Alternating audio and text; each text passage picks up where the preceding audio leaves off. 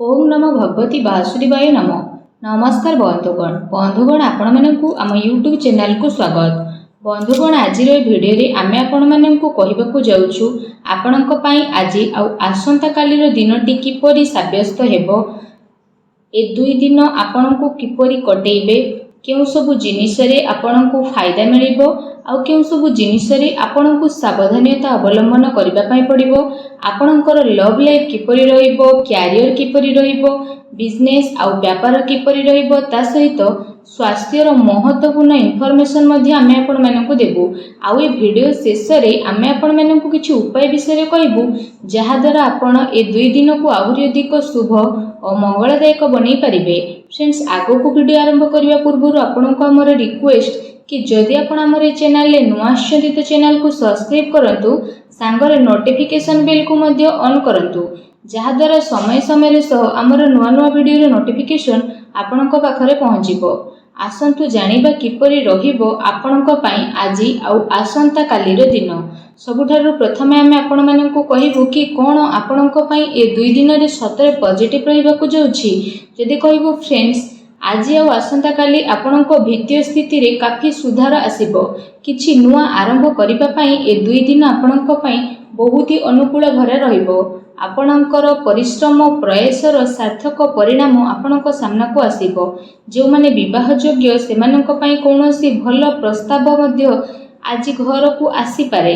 यह सहित जदि आमे कहिबा फ्रेंड्स, समाज एवं संपर्कियों भितर आपणकर प्रभावशाली व्यक्तित्व आउ सरल स्वभाव कारणरू मान प्रतिष्ठा आपणकर बनी रहिबो। समय किछि मिलाजुला प्रभाव मध्य आपणक पई नै करी आसीबो, किंतु ताहा द्वारा बहुत भल फल आपणक पई बनिबाकु जाउछि। किछि टाइम रे अति संपर्कियों भितर जहा भी क्लेश चलीथिला तो से सबु दूर विशेष भाव में आपणकर हेबो।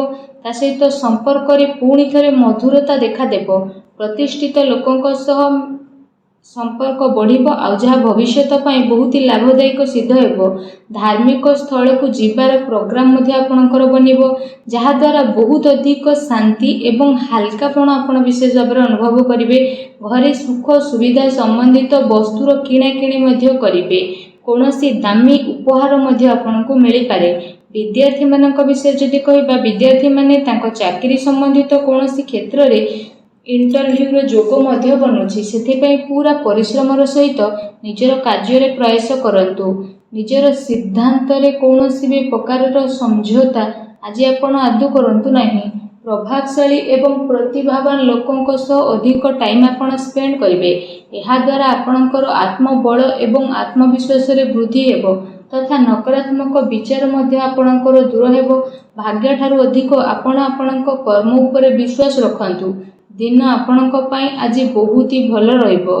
आसंतु जानिबा आपणक पई कोन नेगेटिव रहिबो। जदि कहबा कोनोसी पारिवारिक कथावार्ता को नै भाई भौणी भितर लड़ाई झगड़ा होई पारे। घरर वृद्ध लोकों द्वारा सम्मान को खराब हेबाटू आपण बंचई रखंतु। ता सहित धर्म ना रे केही आपणकर नुकसान मध्ये करि पारे, सेथि पई आपण सावधान रहंतु। घरर कोनोसी वृद्ध लोकों स्वास्थ्य को लेके आपणकर चिंता रहिबो। डॉक्टर को पाखक मध्ये आपण जाई पारती। एहा सहित जदि कहिबा आपणको आपणकर स्वभाव रे ईगो को खत्म करबा पई पड़िबो, जहा द्वारा जहा भी सब प्रॉब्लम थिला सब प्रॉब्लम रे सॉल्व हेबो।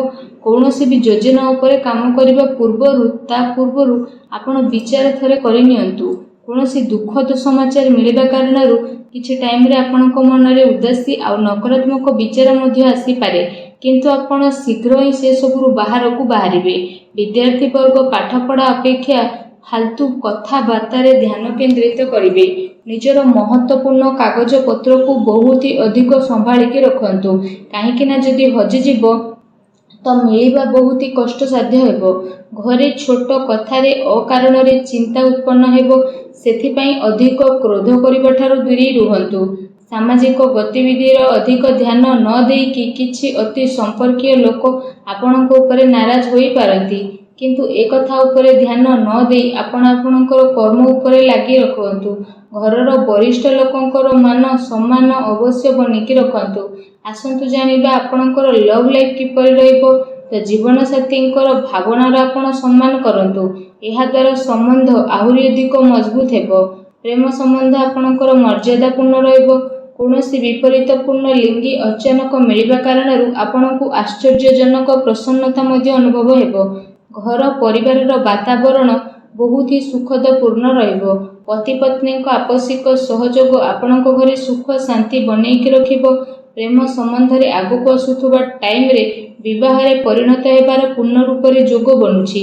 ଜୀବନ ସାଥୀଙ୍କର ଆପଣଙ୍କୁ ଏବଂ ଆପଣଙ୍କ କାର୍ଯ୍ୟରେ ପୂର୍ଣ୍ଣ ରୂପରେ ସହଯୋଗ ମଧ୍ୟ ମିଳିବ ତଥା ଘରେ ମଧ୍ୟ ଆପଣଙ୍କର ସକାରାତ୍ମକ ବାତାବରଣ ବନି ରହିବ।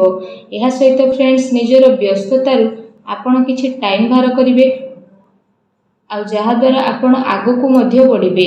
ପରିବାରରେ ପିଲାଙ୍କ ପାଇଁ ଆପଣଙ୍କ ସମୟ ମଧ୍ୟ ଦେବେ, ଯାହାଦ୍ୱାରା ପରିବାରରେ ଆପଣଙ୍କର ରେସ୍ପେକ୍ଟ ଆହୁରି ଅଧିକ ବଢ଼ି ମଧ୍ୟ ଯିବ। ଆସନ୍ତୁ ଜାଣିବା 2 ଦିନରେ ଆପଣଙ୍କର ବ୍ୟବସାୟ କିପରି ରହିବ। ଯଦି କହିବା ବ୍ୟବସାୟରେ ଏବେ ବର୍ତ୍ତମାନ ପରିସ୍ଥିତିର ପ୍ରଭାବ ବନୁଅଛି। ଧନ ସମ୍ବନ୍ଧିତ ଲେଣ ଦେଣରେ ବହୁତ ଅଧିକ ଆପଣ ସାବଧାନ ହୋଇକି ରୁହନ୍ତୁ, କାରଣ ଧୋକା ହେବାର ସମ୍ଭାବନା ମଧ୍ୟ ବନୁଛି। ଚାକିରି ପେଶା ବ୍ୟକ୍ତିଙ୍କର ଅଫିସର ମାହୋଲ ବହୁତ ହିଁ ଶାନ୍ତିପୂର୍ଣ୍ଣ ବନିକି ରହିବ।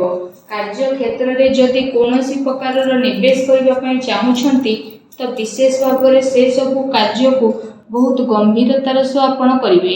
ଏହାଦ୍ୱାରା ଆପଣଙ୍କୁ ବହୁତ ହି ଭଲ ରେଜଲ୍ଟ ପ୍ରାପ୍ତ ହେବ। ଦିନ ଆପଣଙ୍କ ପାଇଁ ବହୁତ ହି ଭଲ ରହିବ।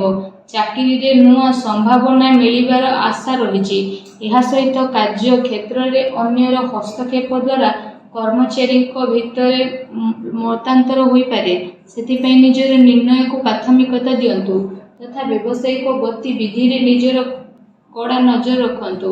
ଏହା ସହିତ ଚାକିରି ପେଶା ବ୍ୟକ୍ତିମାନେ ଅଫିସରେ ପଲିଟିକ୍ସର ଶିକାର ହୋଇପାରନ୍ତି, ତେଣୁ ଟିକେ ସାବଧାନ ରୁହନ୍ତୁ। ଏହା ସହିତ ଏ ଦିନରେ ଆପଣ କୌଣସି କାରଣରେ କାର୍ଯ୍ୟକ୍ଷେତ୍ରରେ ଅଧିକ ଟାଇମ ଦେଇପାରିବେ ନାହିଁ, କିନ୍ତୁ ସହଯୋଗୀ ଆଉ କର୍ମଚାରୀଙ୍କର ଉଚିତ ସପୋର୍ଟ ଆପଣଙ୍କୁ ମିଳିବ। ଚାକିରି ପେଶା ବ୍ୟକ୍ତିବିଶେଷଙ୍କୁ ନିଜର ଉଚ୍ଚ ଅଧିକାରୀଙ୍କର ପୂର୍ଣ୍ଣ ରୂପରେ ସହଯୋଗ ପ୍ରାପ୍ତ ହେବ ଏବଂ ବ୍ୟବସାୟିକ କ୍ଷେତ୍ରରେ ଆପଣଙ୍କର କାର୍ଯ୍ୟକ୍ଷମତାରେ ବହୁତ ଅଧିକ ସଫଳତା ମିଳି ମଧ୍ୟ ଯିବ। ସେଥିପାଇଁ ପ୍ରତ୍ୟେକ କାର୍ଯ୍ୟକୁ ଆପଣ ବିଶେଷ ଭାବରେ ବହୁତ ଗମ୍ଭୀରତାର ସହ କରନ୍ତୁ। ଚାକିରି ପେଶା ବ୍ୟକ୍ତିଙ୍କୁ ତାଙ୍କର କାର୍ଯ୍ୟକ୍ଷମତା ପାଇଁ ପ୍ରୋତ୍ସାହନ ପ୍ରାପ୍ତ ହେବ, ଯାହାଦ୍ୱାରା ସେମାନଙ୍କ ମନ ବହୁତ ହି ପ୍ରସନ୍ନ ମଧ୍ୟ ରହିବ। ଆସନ୍ତୁ ଜାଣିବା ଆପଣଙ୍କର ସ୍ୱାସ୍ଥ୍ୟ କିପରି ରହିବ। ଯଦି କହିବେ 2 ଦିନରେ ଆପଣଙ୍କ ସ୍ୱାସ୍ଥ୍ୟ ବହୁତ ହି ଉତ୍ତମ ରହିବ ତଥା ଆପଣ ଊର୍ଜାରେ ଭରପୁର ରହିବେ। ଆପଣ ନିଜେ ନିଜକୁ କାଫି ସୁଖୀ ଆଉ ଚିନ୍ତାମୁକ୍ତ ମଧ୍ୟ ଅନୁଭବ କରିବେ। ତା ସହିତ ଏ ଦିନର ସମୟ ସ୍ୱାସ୍ଥ୍ୟ ଦୃଷ୍ଟିରୁ ବହୁତ ହି ଭଲ ସମୟ ରହିବାକୁ ଯାଉଛି। ଏହା ସହିତ ଯଦି କହିବା ନିଜର ସ୍ୱାସ୍ଥ୍ୟକୁ ଆହୁରି ଅଧିକ ଭଲ ରଖିବା ପାଇଁ ଆପଣ ପ୍ରତ୍ୟେକ ଦିନ ଯୋଗ କରନ୍ତୁ, ବ୍ୟାୟାମ କରନ୍ତୁ ଏବଂ ସୁସ୍ଥ ରୁହନ୍ତୁ। ଆସନ୍ତୁ ଜାଣିବା ଏ 2 ଦିନରେ ଆପଣଙ୍କ ପାଇଁ କ'ଣ ବିଶେଷ ଉପାୟ ରହିଛି। ଆମେ ଆପଣମାନଙ୍କୁ ଯେଉଁ ଉପାୟ ବିଷୟରେ କହିବାକୁ ଯାଉଛୁ, ଏ ଉପାୟ ଆପଣ ସନ୍ଧ୍ୟା ସମୟରେ କରିପାରିବେ। ବିଶେଷ ଭାବରେ ଯଦି ଆମେ ଆପଣମାନଙ୍କୁ କହିବୁ କି ଆପଣମାନେ ବିଶେଷ ଭାବରେ ସନ୍ଧ୍ୟା ସମୟରେ ଘରର ଈଶାନ କୋଣ ଅର୍ଥାତ୍ ଘରର ଉତ୍ତର ପୂର୍ବ କୋଣରେ ଏବଂ ଘରର ପୂଜା ସ୍ଥଳରେ ଆପଣମାନେ ଗୋଟେ ଘିଅର ଦୀପଟିଏ ପ୍ରଜ୍ୱଳନ କରନ୍ତୁ। ଏହାଦ୍ୱାରା ମାନସିକ ଭାବରେ ଆପଣଙ୍କୁ ଶାନ୍ତି ମିଳିବ ଆଉ ନକାରାତ୍ମକ ଶକ୍ତିର ମଧ୍ୟ ବିନାଶ ହେବ। ଭିଡ଼ିଓ କେମିତି ଲାଗିଲା କମେଣ୍ଟ କରିକି ଜଣାନ୍ତୁ। ଚ୍ୟାନେଲରେ ନୂଆ ଆସିଥିଲେ ଚ୍ୟାନେଲକୁ ସବସ୍କ୍ରାଇବ୍ କରନ୍ତୁ। ଧନ୍ୟବାଦ।